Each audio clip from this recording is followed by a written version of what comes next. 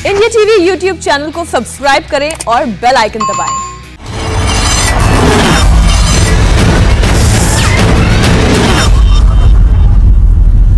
तो आइए सीधे शुरुआत करते हैं कुरुक्षेत्र की। सैयद जफर इस्लाम भारतीय जनता पार्टी के राज्यसभा सांसद हमारे साथ हैं। जफर साहब, स्वागत है आपका।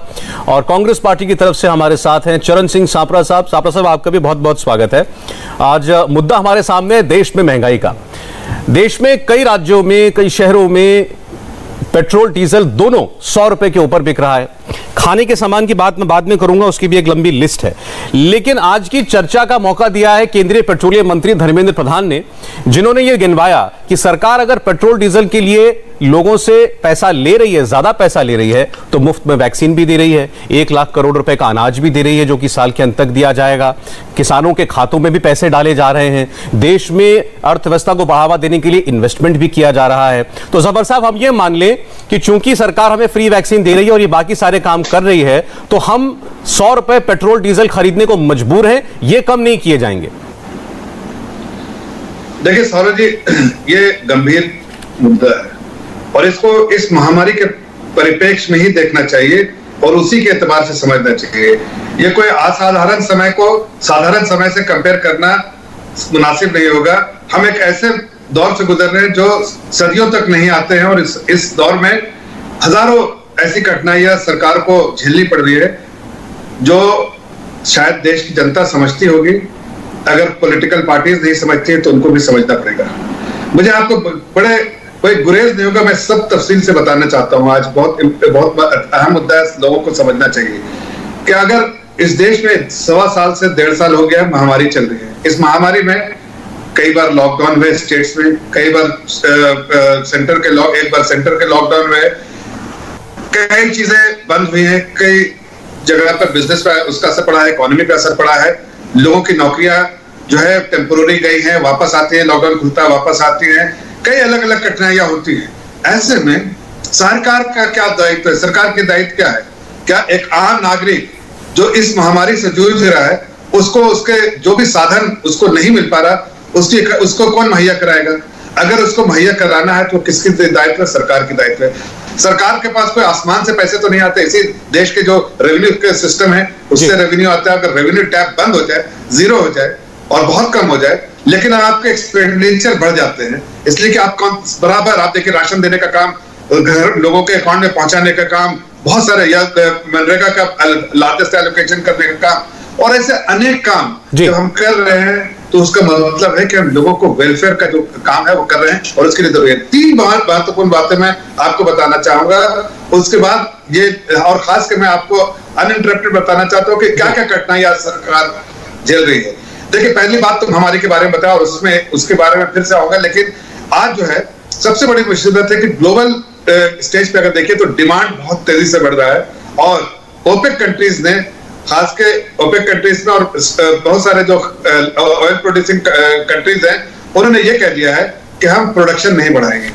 हिंदुस्तान जो है कंज्यूमिंग कंट्री है और हम बार बार उस प्लेटफॉर्म पे ये कह रहे हैं कि अगर आप हम कंज्यूमिंग कंट्री होने के नाते हमें नुकसान है इसका, इसलिए कि ओपेक अगर ये डिसाइड करता कि प्रोडक्शन नहीं करेंगे तो जाहिर है डिमांड सप्लाई अगर मिसमैच होगा तो प्राइस बढ़ेगा। अगर ज्यादा डिमांड है, अगर उल्टा होगा तो प्राइस घटता है। एक सेकंड, आज आपसे मैं विनती करूंगा कि मेरी तीनों बातें सुनने दीजिए। आपने सुन ली, मैं सुन रहा हूं, बाद में आप बिल्कुल मौका दिएगा तो भी मैं ये बात कहने के बाद चुप हो जाऊंगा, लेकिन तीनों बातें कहने दी। बोल लीजिए। दूसरी बात मैं बताना चाहता हूँ, ये डिमांड ग्लोबल डिमांड से प्रेशर पड़ रहा है, अपवर्ड प्रेशर है प्राइस पे, तेजी से ऊपर प्राइस बढ़ रहा है और हमें मजबूरी है कि हमें इंपोर्टिंग नेशन है।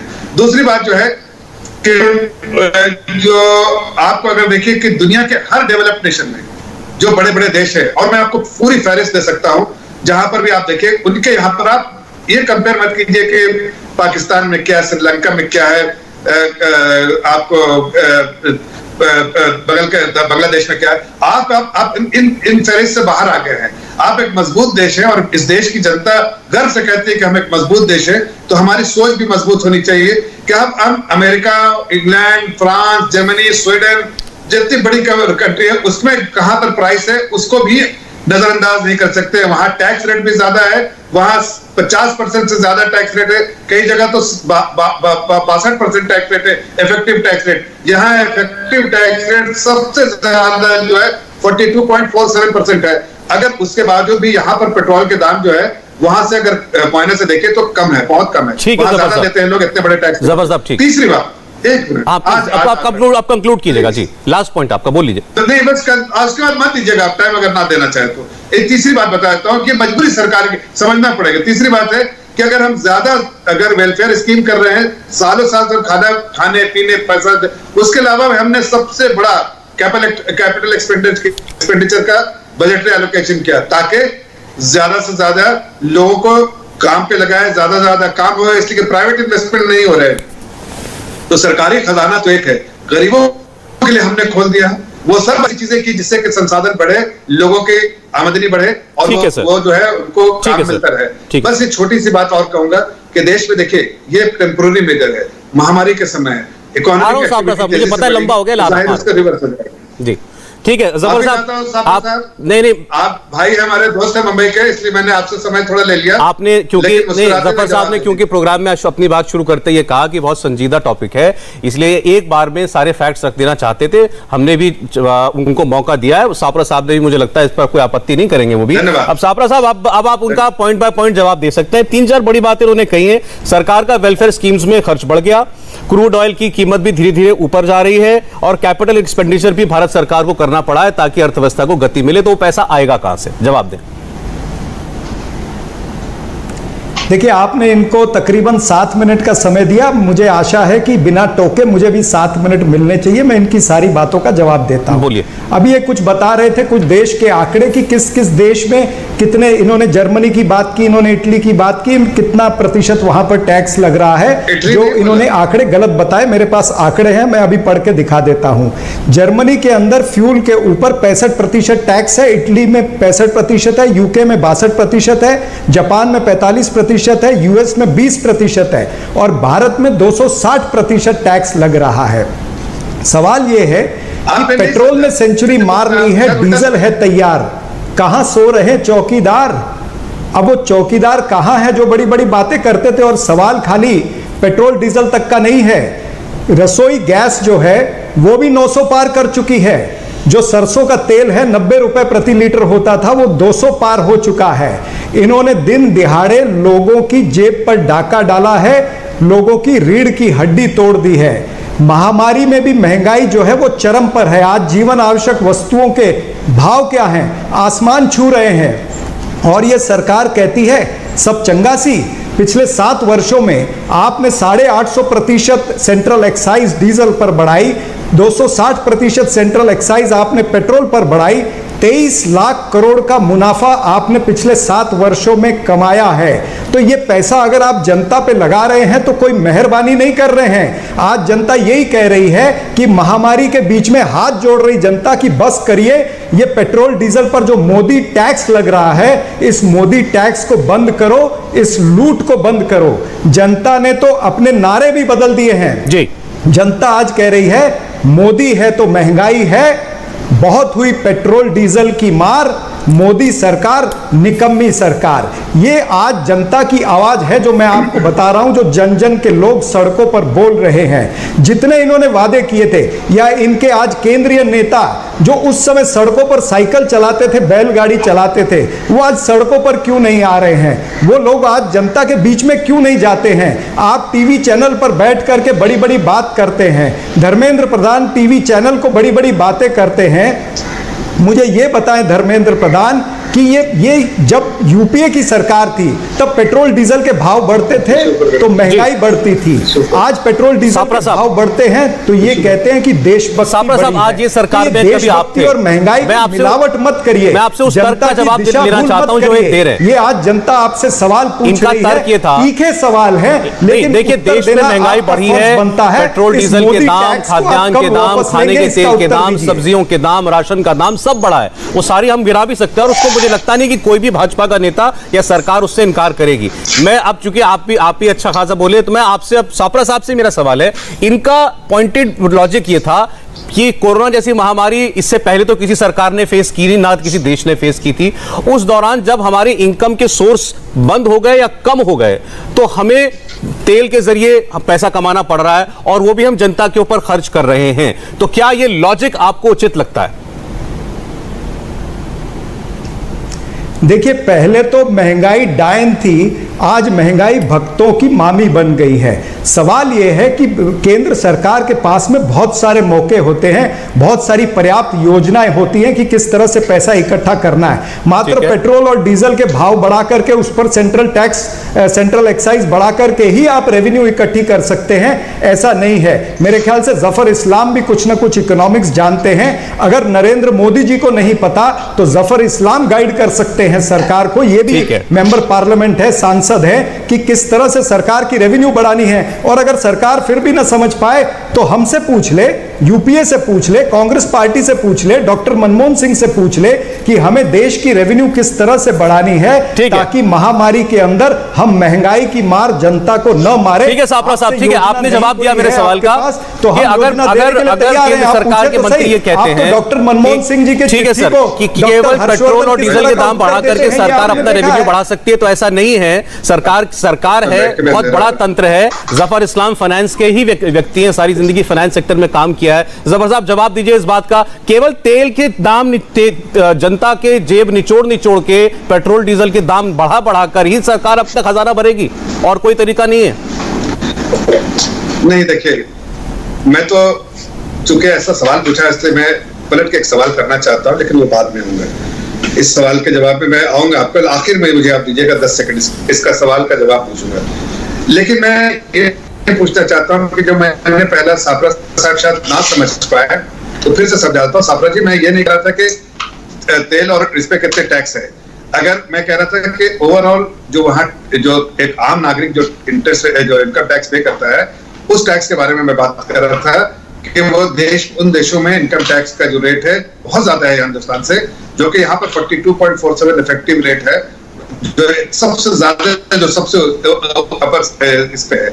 उसके जो मात्र 10% लोग हैं, 1% लोग हैं ऐसे लोग जो 42% में। जफर साहब, मेरे को इस पर एक सेकंड, आपने भी डेवलप्ड नेशंस की बात की थी, सापरा साहब ने भी कहा, मैं कहता हूं आप तुलना कर सकते हैं। सापरा साहब एक सेकंड, मुझे बताइए, जर्मनी में, इंग्लैंड में, यूएस में क्या रेट है तेल का? इससे हमें क्या लेना देना साहब? फिर आप साथ साथ उनकी पर कैपिटा इनकम भी बताइए, और बताइए भारत में एक व्यक्ति की पर कैपिटा है क्या है, हम तुलना कर कैसे सकते हैं उनके साथ? नहीं, मैं एक चीज बताना चाहता हूँ सौरभ जी, आपको समझना पड़ेगा। जब आपके पास कोई पर्याप्त मात्रा में कोई चीज नहीं है, इस देश में नहीं है, आपके पास मतलब कहने का कि सापरा जी बैठे वो भी तेल नहीं बना सकते, ना मैं बना सकता हूँ, ना आप बना सकते, इसका उत्पादन हम नहीं कर सकते जितना बियॉन्ड कैपेसिटी, जितनी हमारी डिमांड है और जितना हमारे देश में होता है उसका 80% मान ली मैंने आपकी बात, सही लाना मान लिया। तो ये मजबूरी हमारी कि हमें बाहर से लाना है, तो हमें बाहर की दुनिया को देखना पड़ेगा। कल को अगर बाहर के ये घर में होता तो हमें नहीं देखना पड़ता, इसलिए कि हमारे पास पर्याप्त मात्रा में सरकार तो उसमें 0 कर देती टैक्स कि आज इस वक्त दे दो, लेकिन हमें बाहर से लाना पड़ता। दूसरी बात, नहीं सर, नहीं जफर साहब, पहली बात, मैं इससे इत्तेफाक इसलिए नहीं रखता कि हमें यह बताया जाता है कि पेट्रोल और डीजल के दाम तो अंतर्राष्ट्रीय मार्केट से जुड़े हुए हैं, सरकार का कोई रोल नहीं है, सरकार के कोई इख्तियार नहीं है। ये चुनावों के टाइम पे सारी ताकत कैसे आ जाती है केंद्र सरकार के पास कि वो उसके दाम बढ़ने नहीं देती? कलकत्ता, वेस्ट बंगाल में चुनाव हुए, आपने शायद 2-3 हफ्ते तक दाम बढ़ाए नहीं। ना सरकार, सौरभ जी मैं बताता हूँ आपको एक बात, आप समझिए इसको। ना देखिए, मैं कह रहा हूँ 3 महीने दाम नहीं बढ़ाए। पेट्रोल डीजल के दाम जो है वो तो कंपनियां बढ़ाती हैं, वो अपने हिसाब से बढ़ाती है, उस पर कोई दखलंदाजी नहीं करते, हम नहीं करते, ये मार्केट डायनेमिक्स है। लेकिन एक महत्वपूर्ण बात जो मैं कहना चाह रहा हूँ कि अगर आपको वाकई इसलिए तुलना करनी चाहिए कि उन देशों में टैक्स रेट इतना हाई है, उसके बाद भी टैक्स पेयर जो है वो पेट्रोल डीजल खरीदते हैं, उसका दाम। दूसरी बात मैं कहना चाहता हूँ कि भाई अगर आप ये नहीं, आज मैं ये नहीं कहूंगा, मैं खासकर ये नहीं कहूंगा, इसलिए कि हम देश के बारे में बात कर रहे हैं, हम देश को बांट के बात नहीं करेंगे कि इनके स्टेट जहां पर स्टेट है वहां पर वैट कम कर दे। अरे वैट कम कर दिएगा तो अपने आप ही कम हो जाएगा, लेकिन ये नहीं कम कर सकते, इसलिए कि इनकी मजबूरी है, स्टेट की मजबूरी है। तो स्टेट सेंटर दोनों अपनी मजबूरियों के तहत चार्ज करेगा, या कह सकते हैं कि भाई हम राजस्थान, छत्तीसगढ़ या महाराष्ट्र, यहाँ पर हम टैक्स नहीं, एक मिनट, उसके बाद मैं कह रहा हूँ नहीं कर सकते, इनकी मजबूरी। दूसरी बात मैं बताना चाहता हूँ कि देखिए, सापरा जी भी जानते हैं, मैं भी जानता हूँ और आप भी जानता हूँ कि ये टेम्पोररी ये है, और इसका बहुत बड़ा इम्पैक्ट जो है इन्फ्लेशन पे नहीं पड़ता। और अगर वेट्स देखिए आप इसके, तो आप देखिए जो सीपीआई कैलकुलेट होता है और जो कैसे कह दिया सर आपने जफर साहब आपने ऐसे कह दिया कि इसका पेट्रोल डीजल के दामों का इन्फ्लेशन पर असर नहीं पड़ता। आज का आंकड़ा है, आज का आंकड़ा है खुदरा महंगाई दर रिटेल इन्फ्लेशन अप्रैल में 4.23% थी, मई में 6.3% हो चुकी है। अब मैं आपको आंकड़े देता हूं। नहीं सर नहीं, अब ये आपने बात ही ऐसी कह दी कि इसका असर नहीं पड़ता। मैं आपसे एक सेकंड जरा, मुझे 1 मिनट भी नहीं लगेगा आपको बताने में। अप्रैल से मई के बीच में केवल 1 महीने के अंदर दालें 12% महंगी, प्याज 23% से ज्यादा महंगा, फल 20%, तिलहन जिससे हम तेल बनाते हैं वो 36% महंगा हो चुका है, सब्जियां 51% महंगा हो गई हैं, सरसों का तेल जो कि 135 रुपए लीटर मिला करता था आज 200 को छू रहा है, रिफाइंड ऑयल जो हर घर में इस्तेमाल होता है 90 रुपए में आता था पर लीटर, 175 रुपए पर लीटर आ रहा है। और आप कह रहे हैं कि पेट्रोल डीजल के दामों का असर नहीं पड़ता, तो फिर ये दाम क्यों बढ़ रहे हैं? ये दाम क्यों बढ़ रहे हैं? मैं बताता हूं।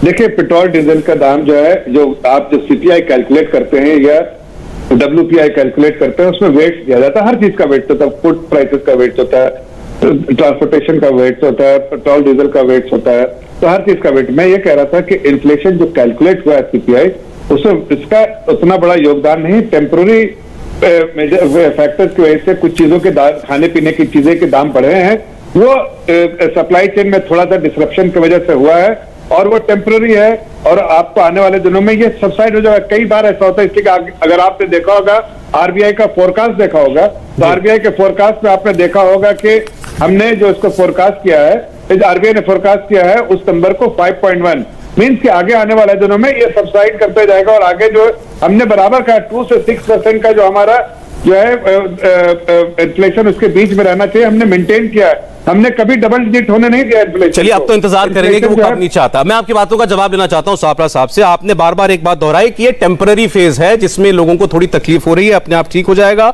डीजल के दामों का इन्फ्लेशन से लेना देना नहीं है, महंगाई से लेना देना नहीं है, सप्लाई चेन डिस्ट्रप्शन है। पहले तो इसका जवाब दीजिए सापरा साहब, ये लॉजिक आपने सुना भी। देखिए इसका जवाब यह है कि केंद्र सरकार को चाहिए कमाई और जनता की हो रही है पिसाई। यानी सरकार के पास योजना नहीं है, वो जनता का ही पॉकेट मारना चाहती है, ये इससे स्पष्ट हो रहा है। और जिस तरह का अर्थशास्त्र अभी जफर इस्लाम जी समझा रहे थे, मुझे ये अर्थशास्त्र इनका समझ में नहीं आया और ना ही मुझे लगता है कि भारत की जनता को भी ये समझ में आएगा। हम तो ये चाहते हैं कि पेट्रोल डीजल के भाव को, जब बार बार विपक्षी पार्टियां और कांग्रेस पार्टी ये मांग रही है कि जीएसटी के तहत आप ले लीजिए, तो पेट्रोल डीजल के भाव को जीएसटी के तहत लेने में क्या तकलीफ है इस सरकार को? आप जीएसटी के तहत इसको लेते हैं, ये सबसे बड़ा सवाल। ये बार बार कहते हैं कि आप लोग वैट कम करते हैं। आपके बीच में तो नहीं बोला। जफर साहब बीच में ना बोलिए, वो सवाल मैं इनसे पूछने जा रहा हूं। बीच में तो नहीं बोला था। जफर साहब ना बोले, जफर साहब ना बोले, आप जवाब दीजिए। मैं इनके बीच में नहीं बोला था। मत बोलिए सर, अच्छी चर्चा चल रही है, ना बोले एक दूसरे के बीच में, ठीक है? जबर बोलिए सापरा साहब कि मैं बार बार ये कहता है वैट कम कर दे। कहना चाहता हूं कि आज जनता, सुनिए तो सही, मेरी बात पूरी होने दीजिए, मैं वैट पे भी आता हूं। आज जनता इतनी त्रस्त है, जनता आज ये चाहती है कि पेट्रोल और डीजल की स्लिप जो है ना, जैसे नरेंद्र मोदी जी ने वैक्सीनेशन के टीकाकरण के सर्टिफिकेट पर अपनी फोटो छपाई है, ऐसे वो पेट्रोल की जो रिसिप्ट आती है उस पर भी अपनी फोटो छपाए, ताकि जब कोई व्यक्ति 100 रुपया प्रति लीटर देगा तो नरेंद्र मोदी जी को सल्यूट करेगा, सलाम करेगा कि वाह राजा वाह, आपकी प्रजा का ये हाल है कि 100 रुपया प्रति लीटर, 102 रुपया प्रति लीटर, 105 रुपया प्रति लीटर भाव देना पड़ रहा है। तो ये आप जरा फोटो भी छपवाइए प्रधानमंत्री जी की, ताकि लोग उनको रोज सलूट मारा करें। अब सवाल आया आपके वैट का। आप कहते हैं कि राज्य सरकारें वैट क्यों नहीं कम करती हैं? राज्य सरकारों ने केंद्र सरकार के जैसे 850% सेंट्रल एक्साइज डीजल पर और 260% सेंट्रल एक्साइज पेट्रोल पर नहीं बढ़ाई थी। हमारी जो राज्य सरकारों की एक्साइज है वो मात्र 21 से 22% है। केंद्र सरकार की जो एक्साइज है वो पेट्रोल के दाम के अंदर 36 से 38% है। तो दायित्व केंद्र सरकार का बनता है। केंद्र सरकार बड़ा भाई है, आपके पास यंत्रणा ज्यादा है। केंद्र सरकार ने उस एक्साइज को कम करना चाहिए, जिस एक्साइज के जरिए आप भी इस बात को फिर आप भी स्वीकार करें। एक जबर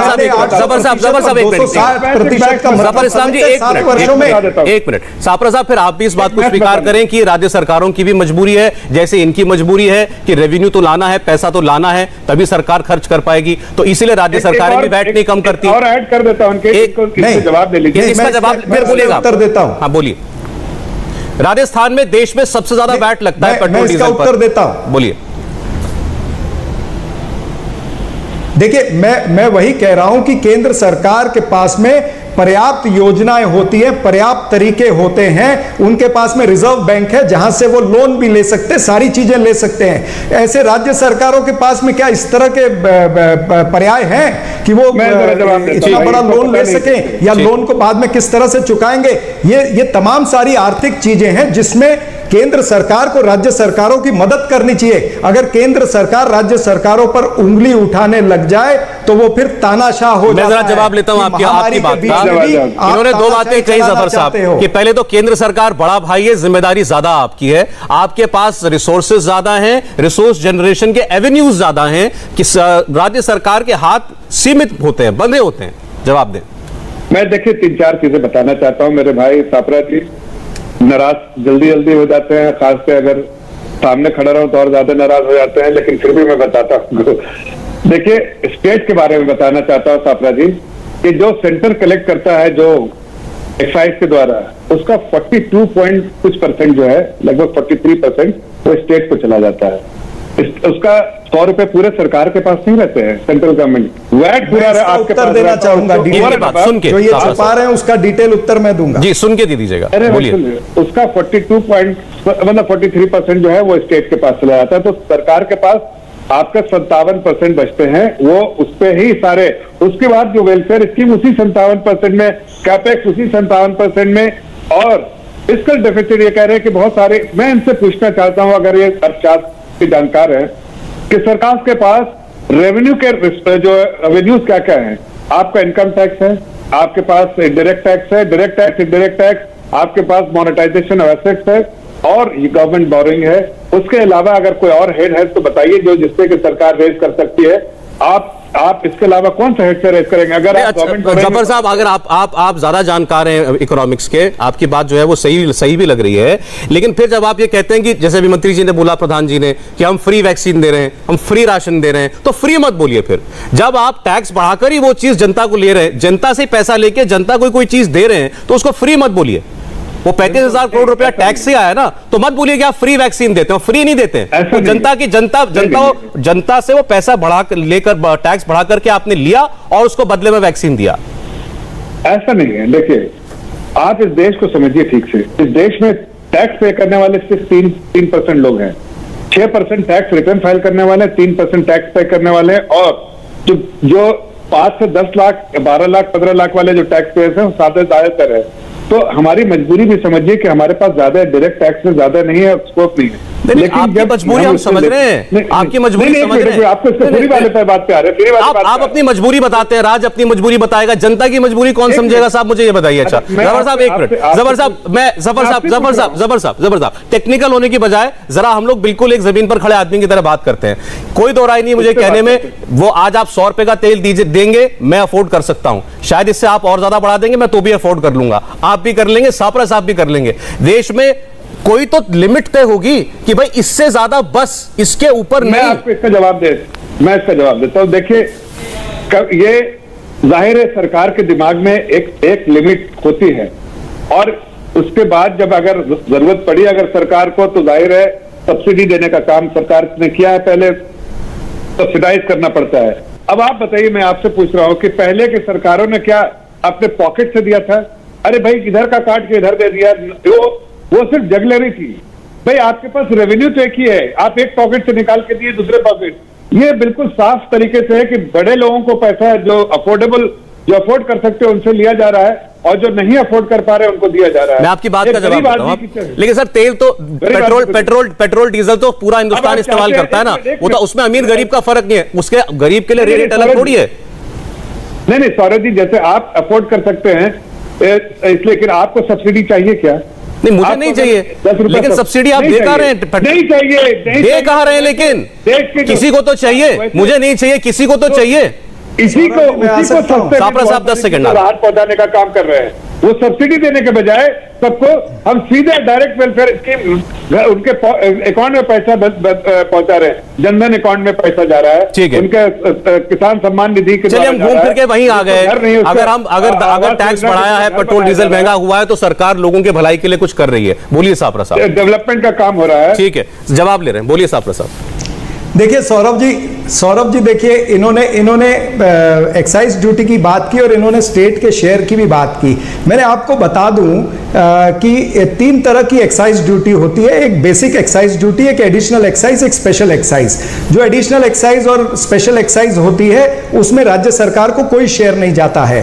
बेसिक एक्साइज जो है उसके अंदर कुछ प्रतिशत शेयर, जिस तरह से जफर भाई बता रहे थे, वो राज्य सरकारों को जरूर आता है। केंद्र सरकार ने आज तक पिछले 7 वर्षों में जो 2-3 बार 4 बार अगर कुछ सेंट्रल एक्साइज 10-20 पैसे कम की है तो वो बेसिक एक्साइज से कम की है, जो राज्यों को शेयर जाता है। जो पूरा शेयर केंद्र सरकार को एडिशनल एक्साइज, स्पेशल एक्साइज का आता है, उसमें 1 पैसे की भी कटौती उन्होंने पिछले 7 वर्षों में नहीं की है। यानी पूरी मुनाफाखोरी जो है वो केंद्र सरकार अपने लेवल पर कर रही है। अब ये सब्सिडी की बात कर रहे थे, ये सब्सिडी की बात जब करते तो मुझे हंसी आती है। उज्ज्वला करके इतना इन्होंने हाहाकार मचाया था। आज उज्ज्वला स्कीम क्या है, उसकी सब्सिडी कहां है, सब खत्म हो गया। इन्होंने अभी किसानों की बात की कि किसानों को वो कल्याण योजना के तहत 2-2 हजार रुपए दिए जाते हैं। अरे क्या मेहरबानी करते हो, किसानों को 2 हजार रुपए अगर 4 महीने में देते हो तो पेट्रोल डीजल के दाम आपने बढ़ा दिए। आप कहते हो किसानों के लिए हमने एमएसपी बढ़ा दी है, कल परसों जो बढ़ाई आपने एमएसपी, आपने पिछले 1-1.5 वर्ष में 73% रेट डीजल पर बढ़ा दिया है।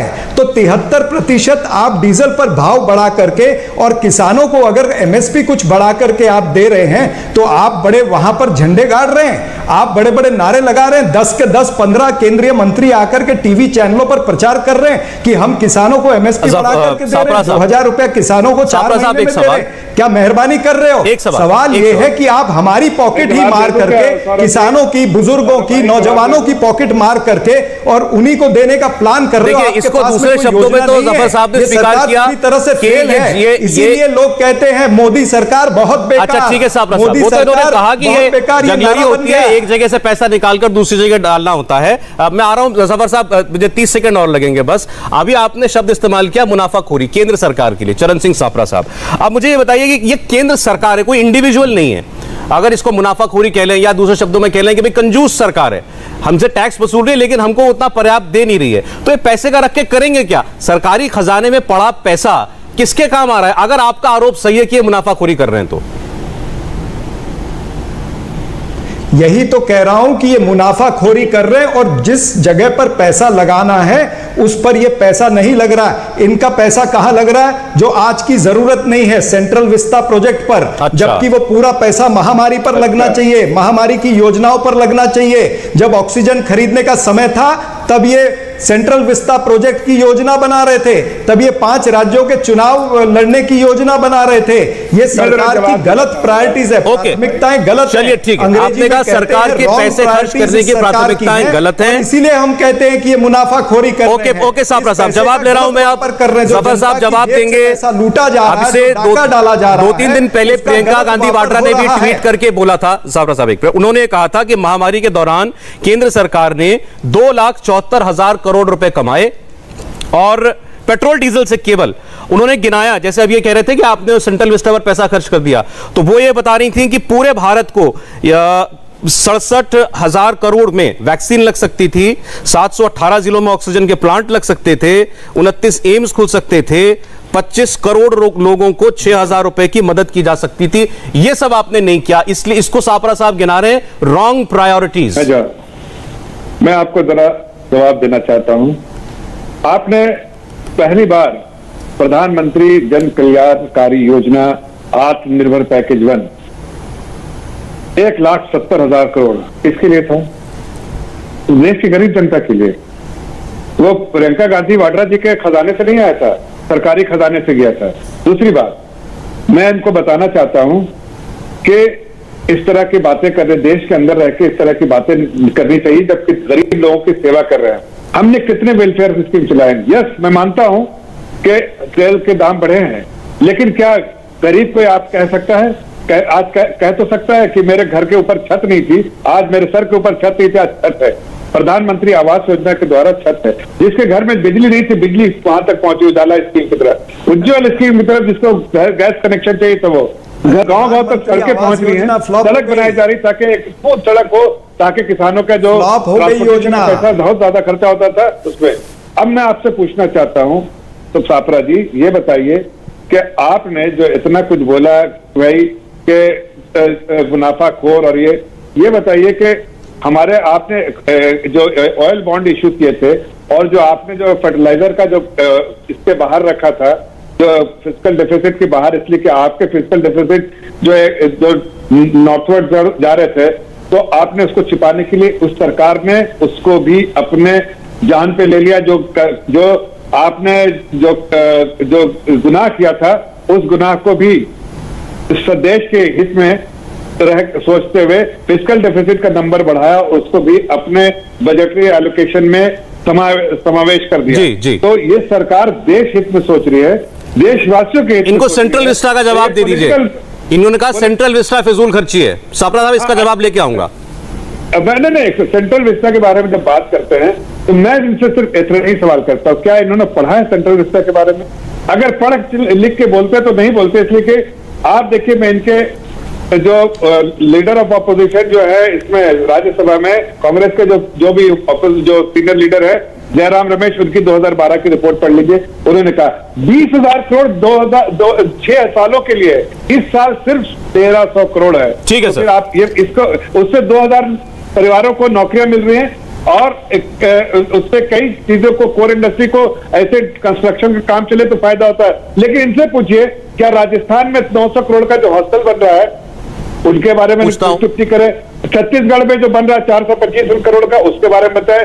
और अब मैं जवाब लेता हूं। बंबई में हम और तुम बैठे हैं दोनों भाई सापरा जी, जो आमदार का हॉस्टल है उसको आप पता है ना? जवाब ले रहा हूं। ठीक है जफर साहब, जवाब दीजिए उसके बारे में। आपको मिल गया सेंट्रल विस्टा का जवाब सापरा साहब। और इन्होंने 3 राज्य गिना दिए हैं, महाराष्ट्र, राजस्थान, छत्तीसगढ़, जहां राज्य सरकारें बड़े पैमाने पर कंस्ट्रक्शन एक्टिविटी चला रही हैं। बोलिए।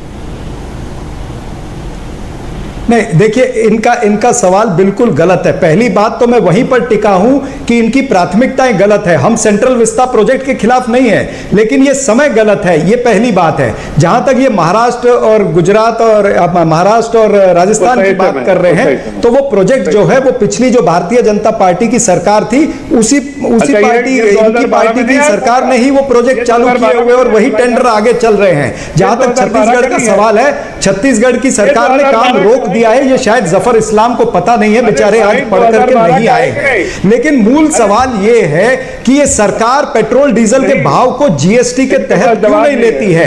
जफर इस्लाम या धर्मेंद्र प्रधान या नरेंद्र मोदी या अमित शाह इस पर क्यों नहीं बोलते हैं? कब पेट्रोल डीजल को जीएसटी के तहत आप लेंगे? अच्छा, इसको ये सवाल बार बार उठता है सापरा साहब, इसको जरा जनता के लिए सिंप्लीफाई करके बता दें। पर डकैती करने मैं आप दोनों जानकार आदमी हैं। ये बार बार बात जो आती है कि पेट्रोल डीजल को जीएसटी के अंदर ले आओ, मैं एक आम आदमी के लिए समझना चाहता हूं, इससे क्या होगा? इससे रेट फिक्स हो जाएगा, फिर वो बढ़ेगा नहीं। सापरा साहब, यही कहना चाह रहे हैं आप?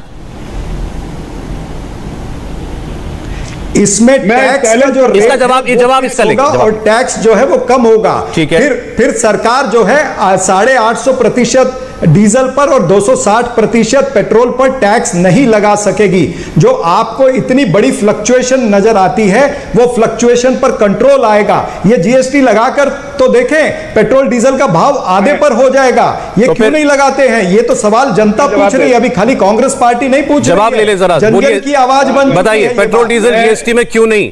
जफर इस्लाम। सौरभ जी, मैं चैलेंज करता हूं। चैलेंज करना मतलब चैलेंज लिटरली, कि अगर कांग्रेस शासित स्टेट उनके मुख्यमंत्री ये लिख के दे दे कि इसको हम जीएसटी काउंसिल में लिख दें उनके फाइनेंस मिनिस्टर के द्वारा कि हम चाहते हैं कि इसको इसमें लेकर आया जाए।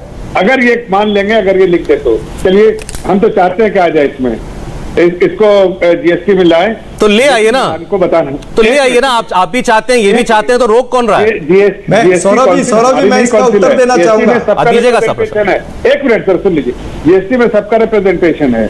आप यकीन मानिए, 30 सेकंड का समय मुझे अपोजिशन लीडर और उसके सरकार, उसका फाइनेंस मिनिस्टर अगर आपको कह दे राइटिंग में तो आप सापरा जी को से पूछिएगा, इसलिए कि सरकार उसी के बेसिस पे चल रही है। उनके सारे रेवेन्यू एक दिन में ड्रॉप हो जाएंगे और वो सरकार चलाने में नाकामयाब होंगे। कोई मुख्यमंत्री नहीं करेगा, कोई फाइनेंस मिनिस्टर ये इस वक्त नहीं करेगा। इसके आने के थोड़ा समय है, थोड़ा समय के बाद सब स्टेबलाइज होते होते ये भी होगा। लेकिन ये जो लोगों को गुमराह करने के लिए बोल रहे हैं, मैं चैलेंज करता हूं कि आप अपने मुख्यमंत्री मैं जरा आपके चैलेंज का जवाब ले लेता हूं। आपने चैलेंज दिया, खुलेआम मैं जवाब लेता हूं। सापरा साहब बोलिए। कह रहे हैं कि आपने तो बोल दिया, आप प्रवक्ता हैं, आपने बोल दिया। आपके मुख्यमंत्री, आपके फाइनेंस मिनिस्टर्स बोलेंगे ये बात को? वो कह रहे हैं कोई नहीं बोलेगा। जीएसटी काउंसिल लेके आओ लेटर।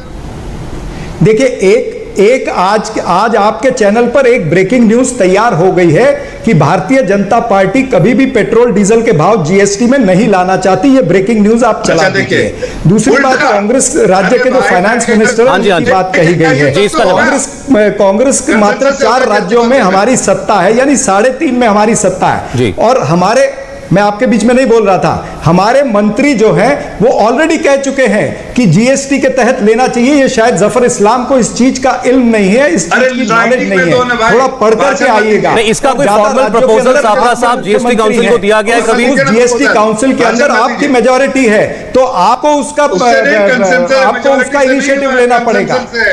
नहीं, सवाल ये, एक मिनट सापरा साहब, सवाल ये नहीं, कंसेंसस में भी आपको हाथ बढ़ाना पड़ेगा ना। पहले तो ये ब्रेकिंग न्यूज आज बनती है कि Bharatiya Janata party petrol diesel को जीएसटी के तहत नहीं लेना चाहती। अच्छा, आपने इनकी ब्रेकिंग न्यूज बता दी। मैं सापरा साहब आपसे पूछ रहा हूं कि आप ये कह सकते हैं कि आपकी पार्टी के फाइनेंस मिनिस्टर जिन राज्यों में आपकी सरकारें हैं वो अगली जीएसटी काउंसिल की मीटिंग में ये प्रस्ताव लाएंगे कि पेट्रोल डीजल, फॉर्मल प्रस्ताव लाएंगे? सौरभ जी, ये प्रस्ताव पहले की मीटिंगों में आ चुके, वही तो मैं कह रहा हूं। अच्छा, आप भी पढ़ लीजिएगा और जफर इस्लाम को भी कहता हूं कि पढ़कर आया करें डिबेट के अंदर। पढ़ लीजिए कि कब किस राज्य के फाइनेंस मिनिस्टर ने जीएसटी के तहत लेने के लिए रेकमेंड किया है। आपको कम से कम मैं रिस्पेक्टफुली बात कर रहा हूं, सोच समझ के बोल रहे हैं। कोई मैं यही कह रहा हूं कि आपने तो डिक्लेयर कर दिया, आपने तो आज ब्रेकिंग न्यूज दे दी कि Bharatiya Janata party petrol diesel के भाव कम नहीं कर सकती है। पेट्रोल डीजल के भाव को आप जीएसटी के तहत नहीं ले सकते हैं। अच्छा देखिए, मेरा समय खत्म हो गया डिबेट का। मैं जाने से पहले जफर इस्लाम साहब से एक स्टेटमेंट लेना चाहता हूं। जफर इस्लाम साहब, पेट्रोल डीजल के इन आसमान छूते दामों के नीचे आने की भारत का निवासी उम्मीद करे या न करे, और करे तो कब तक करे? आपका एक शॉर्ट फाइनल स्टेटमेंट। नहीं करेगा, इन्होंने तो खुद बोल दिया है कि बिल्कुल करना चाहिए। गिरेगी तब हमारे रेट्स कम होंगे। ये महामारी का समय है, इकोनॉमिक एक्टिविटी बढ़ दीजिए, थोड़ा स्टेबलाइज होने दीजिए, रेवेन्यू स्ट्रीम सरकार की बढ़े, मॉडर्नाइजेशन ऑफ एसेट बढ़े, जाहिर है इसका एडवांटेज जो है सीधे जो है वो आम जनता को होगा। चलिए ठीक है, आप ये कह रहे हैं कि थोड़े वक्त की तकलीफ है, उसके बाद महंगाई कम होगी, पेट्रोल डीजल के दाम भी कम होंगे, आम आदमी उम्मीद रखने के अलावा और कुछ कर भी नहीं सकता। समय इतना ही था। बहुत बहुत धन्यवाद सैयद जफर इस्लाम साहब और चरण सिंह सापरा जी, आप दोनों का कुरुक्षेत्र में आने के लिए। नमस्ते, मैं हूं मीनाक्षी जोशी। वीडियो और खबरों से अपडेट रहने के लिए India TV YouTube channel subscribe करें, बेल आइकन दबाना ना भूलें। जुड़े रहें इंडिया टीवी के साथ।